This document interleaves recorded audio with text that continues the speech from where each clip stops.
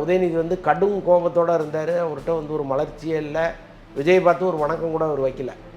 So அது அந்த அந்த அந்த ஒரு எதிர்ப்பு மனநிலை போயிட்டு இருக்கும்போதே விஜய் அழகாக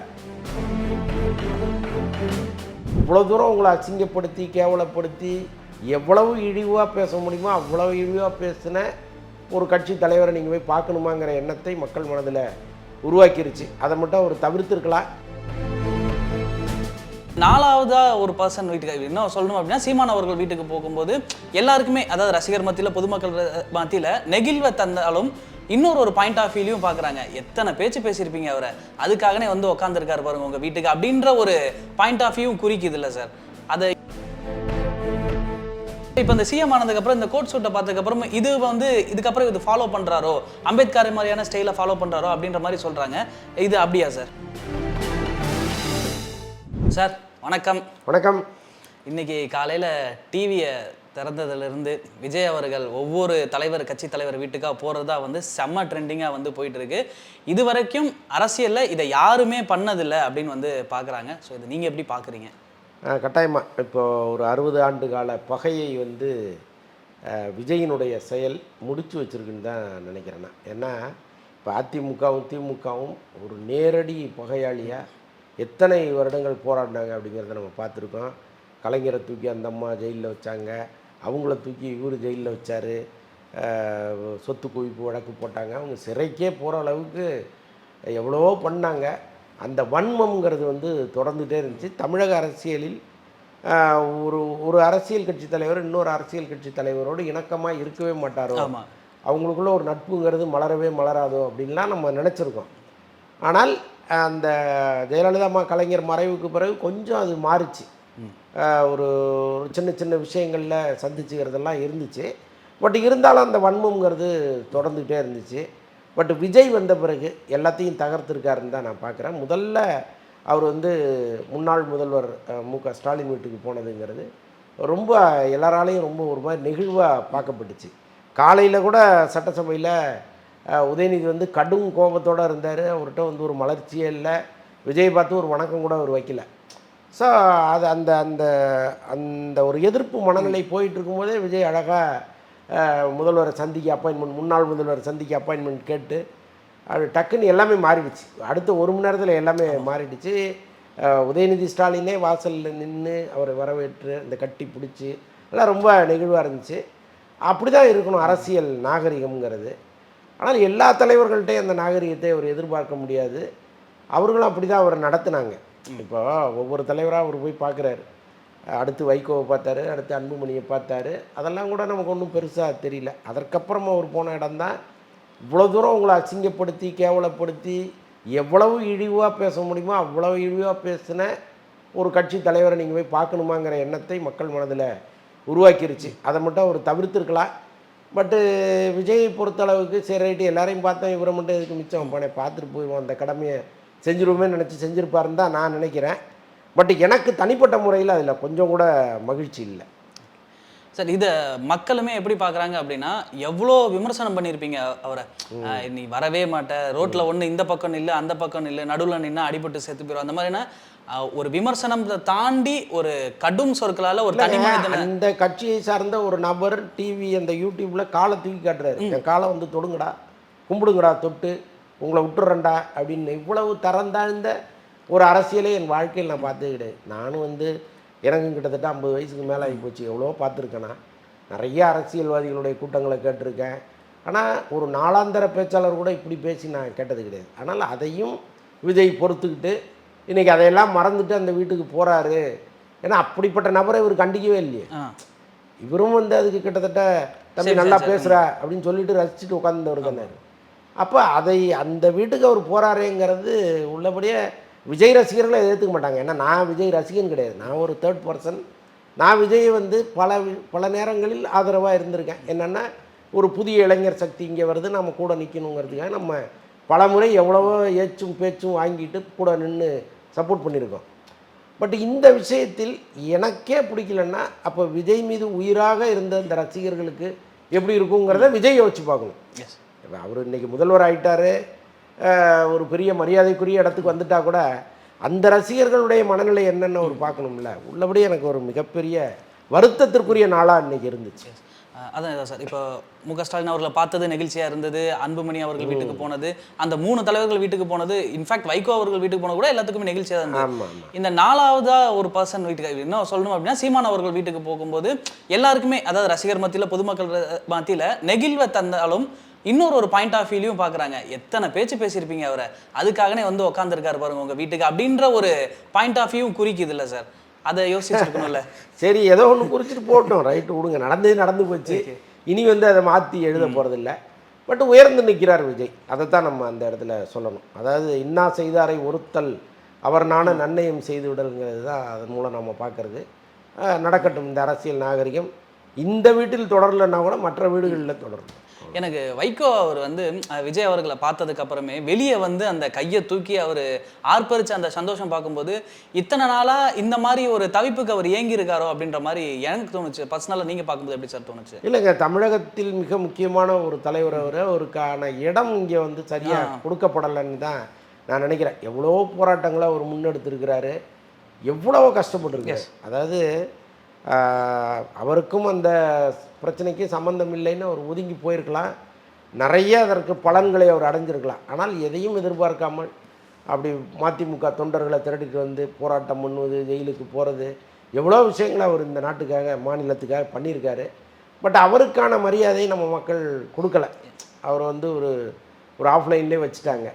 நல்ல வேளையாக ஒரு பார்லிமெண்ட்டில் ஒரு புலியாக முழங்கி இருந்திருக்கிறாரு. ஸோ அந்த பெருமைகள்லாம் அவருக்கு இருக்குது. கட்டாயமாக விஜய் வந்து எத்தனை முறை அவர் ரசிச்சிருப்பார், அவருடைய சொற்பொழிவெல்லாம் கேட்டு எப்படி ஆனந்தப்பட்டிருப்பார். ஸோ அதுதான் இன்றைக்கி வீடு தேடி போய் அவரை மரியாதைப்படுத்த சொல்லியிருக்கு. அவருக்கும் ஒரு ஏக்கம் இருந்திருக்கும்ல, நம்ம வீட்டுக்கு ஒரு முதல்வர் வரவே இல்லையேங்கிற ஒரு ஏக்கம் இருக்கும்ல. ஏன்னா கலைஞர் கூட அவர் முதலமைச்சராக இருந்தப்போ இவர் தான் தேடி போயிருப்பார். அவர் ஒரு முறை கூட இவர் வீட்டுக்கு வந்திருக்க மாட்டார். அதற்கப்புறம் உள்ளவர்கள் கூட அங்கே போனதில்லை. ஆனால் முதல் முறையாக விஜய் வந்து ஒரு முதல்வராக பொறுப்பேற்று கொண்ட அதே நாளில் போகும்போது கட்டாயமாக அவருக்கு ஒரு பெரிய மகிழ்ச்சி வரும். இன்னொன்று, அவர் வீட்டில் இருக்கிற வேலை செய்கிற பெண்மணிகள்லாம் கூப்பிட்டு அறிமுகப்படுத்துகிறாரு. அவங்கெல்லாம் அப்படியே புலகாங்கிதம் அடைகிறாங்க. ஸோ எல்லாம் ரொம்ப நல்லா இருந்துச்சு. அதாவது வைகோ கூட ஏன் உயர்ந்து நிற்கிறாருன்னு சொல்ல வரேன். இப்போ தன்னுடைய உறவினர்கள் பேரப்பிள்ளைங்க அதோடு அவர் நிறுத்தலை, தன் வீட்டு பணியாளர்களை கூப்பிட்றாரு, வாங்க பக்கத்தில் வந்து ஃபோட்டோ நின்றுங்க, நீங்கள் பார்க்கணுன்னு ஆசைப்பட்ட விஜய் வந்திருக்கிறாருன்னு. அதெல்லாம் ஒரு மிகச்சிறந்த பண்பு. சார், இப்போ விஜய் அவர்கள் வந்து எலெக்ஷனுக்கு வரதுக்கு முன்னாடி நிறைய வாக்குறுதிகள் கொடுத்துருக்காரு. அந்த வாக்குறுதிகள் வந்து இப்போ இருக்க சூழலில் வந்து நிறைவேற்றுறது ரொம்ப கஷ்டம் அப்படின்றது வந்து அவருக்குமே வந்து தெரியும். எதிர்கட்சியாக வந்து வலுவான ஒரு கட்சி வந்து உட்காந்துருக்காங்க. இன்னொன்று, இவங்க கூட இருக்கவங்களும் எந்த தவறுமே வந்து பண்ணிடக்கூடாது, ஏன்னா மக்களும் பார்ப்பாங்க, எதிர்கட்சியிலும் இருக்காங்க. இந்த மாதிரியான ஒரு சுற்றி ஒரு அவ்வளோ பெரிய ஒரு முள்வேலி இருக்குது அப்படின்னு கூட வந்து சொல்லலாம். ஸோ இதை நீங்கள் எப்படி சார் பார்க்குறீங்க? இல்லை, அவர் ரொம்ப தெளிவாக ஓப்பனாக பேசிட்டார். முதல் நாளே என்ன பண்ணிட்டாருன்னா, நிறைய வாக்குறுதிகள் கொடுத்துருக்கேன், ஆனால் இங்கே கஜானா வந்து நம்ம நினைக்கிற மாதிரி இல்லை, இங்கே இருக்கிற சூழ்நிலைகளை பொறுத்து நான் மெல்ல மெல்ல என்னுடைய வாக்குறுதிகளை நிறைவேற்றுவேன், எனக்கு உடனடியாக நெருக்கடி தராதிங்க, கொஞ்சம் பொறுமையாக இருங்கன்னு சொல்லிட்டார். இதை விட ரொம்ப கிளிப்பிள்ளைக்கு சொல்கிற மாதிரி யாரும் சொல்ல முடியாது. ரொம்ப அழகாக மக்களும் புரிஞ்சுக்கிட்டாங்க.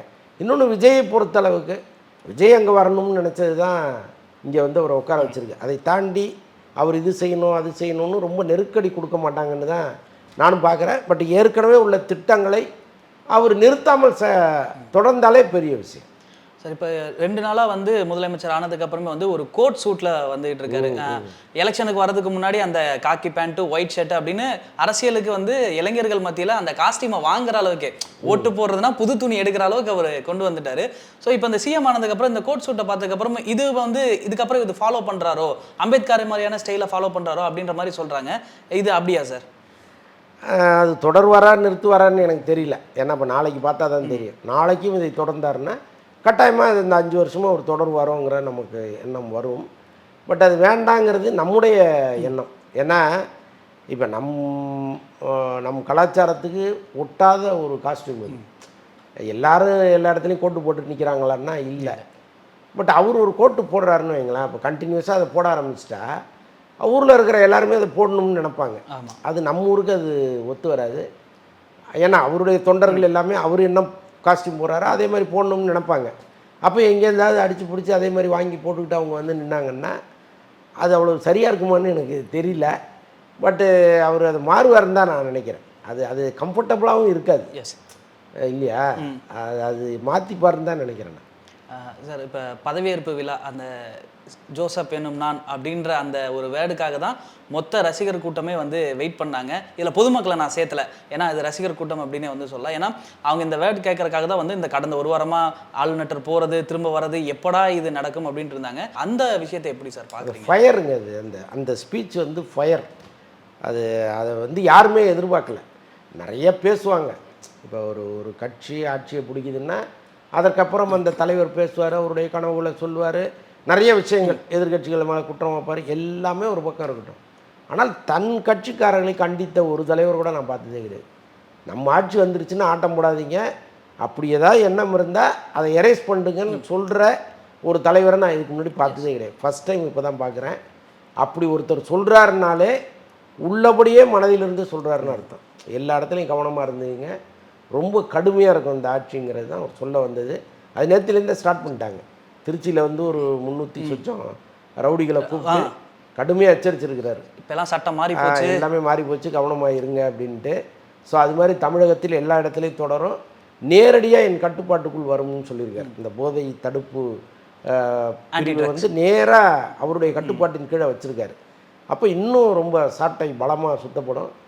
பார்ப்போம். ரொம்ப அன்றாடம் நமக்கு வந்து புது புது தகவல்கள் வரும். நல்ல ஒரு சினிமா மாதிரி இருக்கும்னு தான் நான் நினைக்கிறேன். ஒரு முதல்வன் படத்தில் வர்ற அர்ஜுன் மாதிரி விஜயினுடைய செயல்பாடுகள் இருக்கும்னு தான் நினைக்கிறேன். நேற்று இது எல்லாமே வந்து பாராட்டுக்குரியதாக இருந்தாலும் த்ரிஷா வந்தது மட்டும் தனியாக ஒரு விவாதமாகவே போச்சு. த்ரிஷா ஏன் வந்தாங்கன்னு நம்ம சொல்ல முடியாது சார், ஏன்னா அங்கே வரதுக்கு எல்லாருக்குமே வந்து உரிமை உண்டு. ஆனால் த்ரிஷாவும் வந்து ஒரு நண்பராக வந்திருந்தாங்கன்னா எந்த ஒரு பிரச்சனையும் இருக்காது. இன்ஃபேக்ட் விஜய் அவங்க ஒய்ஃப் வந்திருந்து த்ரிஷா வந்திருந்தாங்கன்னா எந்த ப்ராப்ளமும் இருக்காது. இப்படி ஒரு இஷ்யூ போயிட்டு இருக்கும்போது, அவங்களோட ஃபேமிலி லைஃப்பில் இப்படி ஒரு இஷ்யூ போயிட்டு இருக்கும்போது, இன்ஃபேக்ட் அவங்க ஒய்ஃப் வரலைனாலும் பசங்க வந்திருக்கலாம். ஏன்னா இப்போ ஆடியோ லான்ச்சில் தனுஷ் அவங்களுக்கும் ஐஸ்வர்யாவுக்கும் வந்து டிவோர்ஸ் இருந்தாலுமே ஆடியோ லான்ச்சுக்கு பசங்களை கூட்டிகிட்டு வருவார். அது பார்க்கும்போது எல்லாருக்குமே ஒரு ஓகே, என்னதான் சண்டையாக இருந்தாலும் பசங்க மேலே 2 பேரும் அன்பாக இருக்காங்க அப்படின்ட்டு. ஸோ இந்த இடத்துல வந்து த்ரிஷா வந்ததை அவங்களோட ரசிகர்கள் யாருமே ஏற்றுக்கல. இது வந்து அவங்க ஏன் வராங்கன்னு நம்ம சொல்லவும் முடியாது. விஜய் பார்வைக்கு இது நம்ம கொஞ்சம் தவிர்த்துருக்கலாமோ அப்படின்றதான் நம்மளால் கேட்க முடியும்ல. இல்லை, தவிர்த்துருக்கலாமோன்னு அவர் நினச்சிருந்தா ஏன் அவங்கள வர வைக்க போகிறார்? அதனால் அவருக்கு வந்து ஏதோ ஒரு கால்குலேஷன் இருக்குது, அதை வந்து இங்கே மக்கள் மத்தியில் பதிவு பண்ணணும்னு நினைக்கிறாரு, அவ்வளோதான். இன்னொன்று வந்து இப்போ அவங்களுடைய வருகையை அவங்க குடும்பம் விரும்பலைன்னா அவங்க அப்பா அம்மா வந்து அதை அக்செப்ட் பண்ண மாட்டாங்க. பட் அவங்க அதை அக்செப்ட் பண்ணிக்கிறாங்க. அவங்க ரொம்ப 2 பேரும் கட்டி இணைச்சதெல்லாம் நீங்கள் பார்த்தீங்க. இன்னொன்று வந்து இப்போ ஏற்கனவே இருக்கிற மனைவி அவரோடு இருக்கும் பட்சத்தில் இது நடந்திருந்தால் கட்டாயமாக அது விமர்சனத்துக்குள்ளானது. ஆனால் அவங்க விவாகரத்து கேட்டிருக்காங்க. அவங்க பொது வழியில் வந்து விவாகரத்து கேட்ட பிறகு இது நடக்குது. அப்போ இதை நீங்கள் ஒரேடியாக குற்றம் சொல்ல முடியாது. ஓரளவுக்கு தப்புன்னு நம்ம சொன்னால் கூட ஒரேடியாக குற்றம்னு நம்ம ஒரு வாதத்துக்குள்ளே போக முடியாது. பட் மகன் மகள் இது எல்லாமே விஜய் எடுக்க வேண்டிய முடிவு. இது அவர் குடும்பம் சார்ந்தது. இதில் அவங்க அங்கே எங்கே இருக்காங்க, யாரோட இருக்காங்க, எந்த விஷயமும் நமக்கு தெரியாது. அப்போ இது குறித்து பெருசாக விவாதிப்பதுங்கிறது அர்த்தமில்லாத ஒன்றாக தான் பார்க்குறேன் சார். அவரோட ஆரம்ப காலகட்டத்திலேருந்து அரசியலில் உள்ள நுழைக்கிறதுலேருந்து அவருக்கு எல்லாமே கைட் பண்ணது அவர் அப்பா தான். ஸோ அப்போ அந்த ஸ்பீச்சிலுமே வந்து நான் ஒரு அசிஸ்டன்ட் டைரக்டரோட பையன், நான் எவ்வளோ கஷ்டப்பட்டிருக்கேன் அப்படின்றது வந்து சொல்லியிருந்தாரு. இடையில அவங்க 2 பேர்த்துக்குமே சின்ன வருத்தங்கள்லாம் இருந்துச்சு, தனியாக தான் இருந்தார். இதுக்கப்புறமே நான் அது அவங்க அப்பாவோட அட்வைஸ் ஏற்றுப்பாரு, அவங்க அப்பாவை கூட வச்சுப்பாரா? இல்லை, அதில் ஒரு முறை என்ன பண்ணியிருக்கிறாரு, எஸ்சிஎஸ் இந்த கரூர் சம்பவம் நடந்த அன்னைக்கு அவர் ஃபோன் பண்ணியிருக்காரு. ஃபோன் பண்ணி, ஏன்னா பையனை யாருமே இப்போ ஆதரவாக இல்லை, அவர் ஒரு பெரிய சிக்கலில் மாட்டிக்கிட்டார், இந்த நேரத்தில் நாமளும் வெளியில் இருக்க முடியாதுன்ட்டு அவர் ஃபோன் பண்ணி ஆறுதல்லாம் சொல்லிவிட்டு அதற்கப்புறம் கொஞ்சம் நிலைமை சகஜமான பிறகு அவர் நேராக போய் பார்த்துருக்காரு.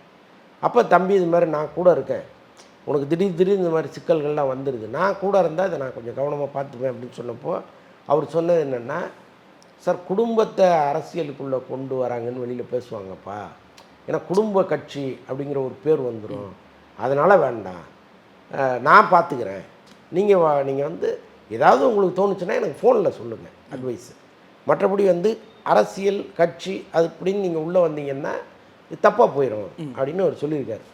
ஸோ அதனால் இதற்கப்புறமும் அவரை கூப்பிட்டு பக்கத்தில் வச்சு பாருங்கிறது நான் நம்பலை. இன்னொன்று அவருக்கும் ஓய்வு தேவைப்படும், அவரும் வயசு ஆயிடுச்சு. அப்போ அவரையும் இதுக்குள்ளே கொண்டு வந்து போட்டு அழகழிக்கணும்னு அவர் நினைக்க மாட்டார். இன்னொன்று அவர் இல்லாமல் தானே அவ்வளோ ஜெயிச்சிருக்கார் இல்லையா? கிட்டத்தட்ட ஒரு 3-4 வருஷம் அவர் இல்லை. ஆனால் ஒரு ஃபுல் ஃபோர்ஸான ஒரு வேகத்தோடு இங்கே வந்து உட்காந்துட்டார்ல. அப்போ அவர் இல்லாமல் தானே வந்திருக்காரு. இனிமேலும் அவர் தேவைப்பட மாட்டாருன்னு தான் அவர் நினைப்பார். சார் அப்புறம் இன்னொரு விமர்சனம் என்ன இருக்குது அப்படின்னா, ஆரம்பித்த ஒரு 820 நாள், இன்னும் கரெக்டாக சொல்லணும் அப்படின்னா 825 நாள்லேயே வந்துட்டு முதலமைச்சர் ஆகிட்டாரு அப்படின்ற மாதிரியான ஒரு கிரிட்டிசிசம் இந்த சைடில் இருக்குது. ஆனால் இந்த சைடில் பார்த்தோம் அப்படின்னா, ஒரு சினிமாவில் இருக்கும்போதே இந்த வேலைகளை ஆரம்பிச்சார். நோட்டு புத்தகம் கொடுக்கறதாகட்டும், வீடு தேடி போய் ஒருத்தங்களை பார்க்குறதாகட்டும், இதெல்லாமே ஸ்டார்ட் பண்ணி அப்புறம் வந்து அவங்களோட மாவட்ட நிர்வாகிகளை வந்து தனியாக எலெக்ஷனில் நிற்க வைக்கிறதாகட்டும், இந்த மாதிரிலாம் பண்ணிட்டு தான் சைட் பை சைடில் போயிட்டு இருந்தார். இப்போ பொதுவாக வந்து இவர் இந்த 3 வருஷத்துக்கு முன்னாடி தான் ஆரம்பித்தார், ஜெயிச்சிட்டாரு அப்படின்ற இந்த பார்வை சரியானதா? அதில் தப்பு இல்லையேங்கிறேன் நான். மக்கள் என்ன முடிவெடுக்கிறாங்களோ அதுதானே. அது 6 மாதத்துக்கு முன்னாடி ஆரம்பித்தாங்கன்னா 6 வருஷத்துக்கு முன்னாடி ஆரம்பித்தாங்கன்னா அது வந்து கணக்கே கிடையாது. மக்கள் உங்களை எங்கே வச்சுருக்காங்க அவ்வளோதான். அவர் வந்தார், அவர் இதற்கு முன்னாடி ஏதாவது போராட்டம் பண்ணியிருக்காரா, ஜெயிலுக்கு போயிருக்காரான்னு ஏகப்பட்ட கேள்விகளை இங்கே கேட்டாங்க. எல்லாத்தையும் தாண்டி மக்கள் ஒரு முடிவு எடுக்கிறாங்க. ஜனநாயக ஆட்சியில் அவங்க தானே முதலாளி. அப்போ முதலாளி ஒரு முடிவு எடுக்கும்போது எங்கே கொண்டு போய் யாரை வைக்கணுமோ எடுத்துட்டாங்க, அவ்வளோதான். இதில் வந்து நம்ம அந்த கட்சி 60 வருஷம் இருந்துச்சு, இந்த கட்சி 50 வருஷம் இருந்துச்சு, நீ வந்து 3 வருஷம் தானே ஆச்சு, அப்படிலாம் கேள்வி கேட்பதில் ஒரு நியாயமே கிடையாது. அவங்க எடுத்த முடிவு வந்துட்டார். இதற்கப்புறம் இவருடைய அரசியல் பயணம் எப்படி இருக்குது, இவருக்கு கொடுக்கப்பட்ட பொறுப்பை சரியாக செய்கிறாரா, இதெல்லாம் குறித்து தான் நம்ம விமர்சனம் பண்ணணும். தனுஷுக்கும் ஐஸ்வரி கணேஷுக்கும் வந்து சின்ன ஏதோ ஒரு மன வருத்தம் ஏற்பட்டிருக்கு அப்படின்னு வந்து சொல்கிறாங்க. என்ன காரணம், என்ன நடந்தது? ஏன்னா அவங்க கிட்டத்தட்ட வந்து 3 படங்கள் பண்ணுறதா வந்து அவங்க கம்பெனியில் ஒப்பந்தம் பண்ணியிருந்தாங்க. அடுத்து மாரி செல்வராஜ் அவரோட கம்பெனியில் தான் வந்து பண்ண போகிறாரு. பட் இப்போ படத்துலேயே வந்து சின்னதாக ஒரு வருத்தம் இருக்குது 2 பேருக்குள்ளேயும் அப்படின்ற மாதிரி சொல்லப்படுது. என்ன காரணம் சார், என்ன நடந்தது? இல்லை, இங்கே இருக்கிற சில நடிகர்கள்ட்ட இருக்கிற பிரச்சனையே என்னென்னா, ஏற்கனவே ஒரு ஹிட்டு கொடுத்துட்டு ஒரு டைரக்டர் வராருல்ல, அவரை நம்பி நீங்கள் நடிக்க போகணும்.